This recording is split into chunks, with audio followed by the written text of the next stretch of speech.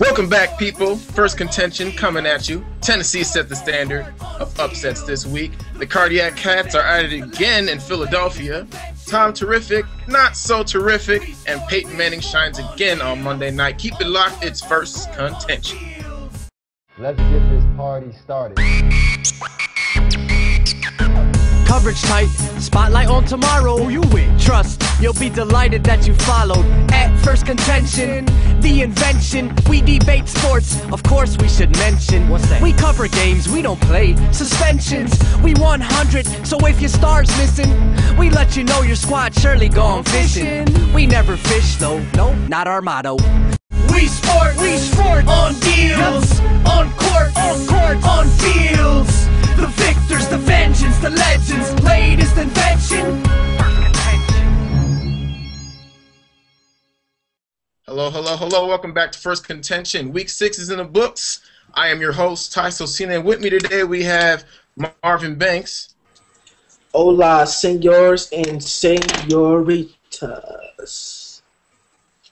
On the East Coast, we have Steven. What's going on, everybody? Strive higher every day. Let's go. And back for the first time in this season, we have on the West Coast, Demola Gundape. Welcome back. Thank you for having me. Spend a stack on a snack. I can afford it. The Gummy Master is back. What's going on, y'all? All right. Gummies are here, so you know it's going to be an issue. Like I said, Week 6, we're here with your surprises, your disappointments, and the people who shine better than others. But we're going to start with the surprises. Marvin Banks, kick us off. Your surprise from Week 6 in the NFL. I think my surprise from Week 6 is, let's go over there to the West Coast where Demola is at, and the obliteration the New York Giants put on the San Francisco 49ers. That was disrespectful in so many facets. They beat them on offense, they beat them in defense, they beat them in special teams. Now, everyone was saying that the 49ers didn't need a quarterback. I wonder how Peyton Manning looks now in the 49ers uniform. But to see the Giants go out there, what they did was this. They took off their belt, took them behind the shed, beat them, ate their food, messed up their couch, and left in the same day. That's what they pretty much did to the 49ers. It was a bad house guest. Let's kick it over to Steve. Your disappointment from Week 6, or your surprise from Week 6. My surprise for Week 6 is the fact that the Cowboys were in another game where they had a chance to win, and it just all unfolded from there. They basically had the game in hands. They ran for 227 yards. Felix Jones ran for 100. DeMarco Murray got hurt. He still ran for 100. They had some backup guys, don't even know who they are. They was running all over the field. They were making plays, and then when it comes down to crunch time, what they do, they don't make the play to get, in field goal range with 32 seconds left, and they just let the clock run down and don't even, no sense of urgency of anything, and they kick a 51-yard field goal and missed it. I mean, I don't know what, Jason Garrett is doing there, but obviously he's not putting any type of urgency on. They really need to win now because it's not happening. Definitely struggling very bad in Dallas. Although the Ravens might be struggling very bad going forward after this week. Demola, your surprise of Week 6 in the NFL. I don't know if I would call it a surprise, but my biggest realization was the Seattle Seahawks are for real. That defense is amazing, stellar, unbelievable Seattle Seahawks secondary. I don't know what Pete Carroll has those boys eating, but I want some of it. I wish it's unbelievable what they did to Tom Brady. Tom Brady and the New England Patriots, they thought they could go up to Seattle, go to 4-2, improve on their record, and instead they came out with an L. Russell Westbrook, late game heroics again. I don't know how they keep doing it up in Seattle, but they're doing it. They're winning. They're 3-3 now, playing excellent football, and I think they're going to keep going. And to me, it's a big surprise. You mean Russell Wilson? Did I say Russell Westbrook? Yeah. I keep on Wilson, Westbrook. They look alike. Of all people on the panel, Marv knows. Russell Wilson. This is the second previous MVP that Russell Wilson has beat this season. So everyone knows that team is real, but they didn't think that it it will be so effective against the Patriots in that offense. But let's move on to the disappointments of Week 6. Let's start with you this time, Steve. What disappointed you, or who just did not come ready to play? Man, the guy that did not come ready to play for me was the most efficient passer so far in the season. I think I know where this is going. Who was surprising a lot of people and basically becoming more than just a game manager and was becoming more of a playmaker. Well, he went back to old reality, and yes, I'm talking about Alex Smith. He went back and laid an egg against the Giants. Three interceptions in key moments, some bad throws all over the field. You know, he just looked like he didn't learn anything from last year's playoff game. I mean, not to discredit the Giants, they played an outstanding game on defense. But Alex Smith, for what he was proving so far this season, it just kind of got thrown all away just in one game. All right, let's move on to you, DeMolo. What was your disappointment of the week? I'm gonna go right back to the Seattle Seahawks versus the New England Patriots. To be quite honest, I was disappointed in New England now coming out of Seattle with the W. I expected NFL rankings, power rankings has the New England Patriots as the #1 team in the NFL right now at 3-3. Surprisingly enough, that they have them as the #1 team at 3-3. I expect you as the #1 team in the NFL to go in whatever hostile environment there may be and get a W and get a win. Not let a Russell Wilson, a rookie quarterback, not a first-round pick, a rookie quarterback from the University of Wisconsin be able to beat Tom Brady. I don't understand how that is even feasible for the New England Patriots. The #1 team in the NFL makes no sense. I don't understand it, and to me that's a huge, huge disappointment. Okay. I do believe they have dropped out of #1 since that loss, but Seattle's tough to play up there. But again, perhaps we're not giving Russell Wilson enough credit. He did beat Aaron Rodgers.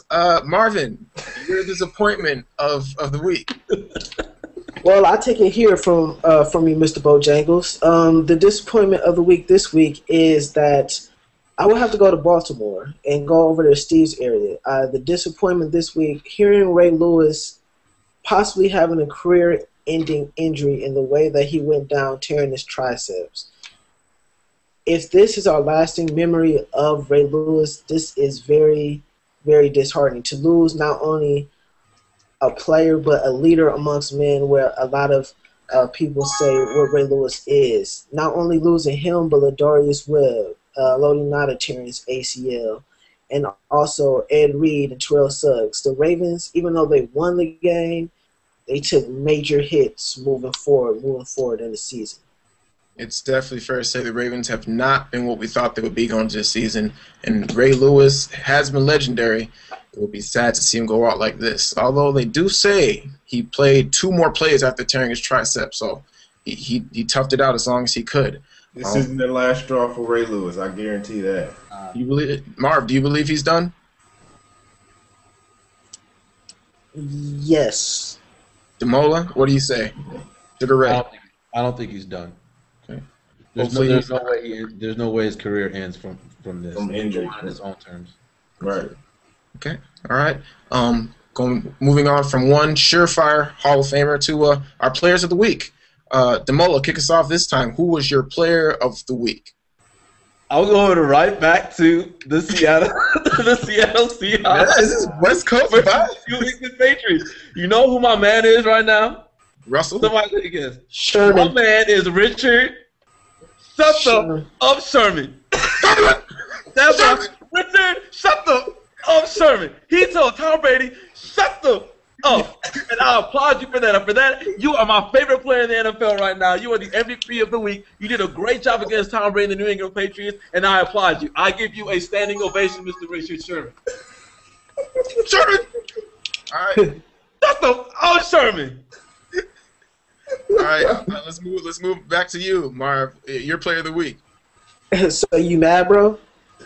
That Richard Sherman? No. The player of the week, I'm sorry, easily. Let's go back to MVP. Destroying Houston down Sunday night. 6 touchdowns. Demolished the Houston Texans. Top 3 defense. MVP discount double check hasn't bounced at all, even though a lot of people have said that there's a lot of discrepancy within the locker room.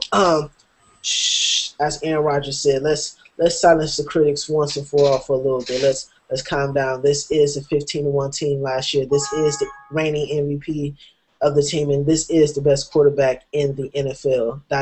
Period. Let's move on. Let's go down to Steve's hometown and beat that Sherman too.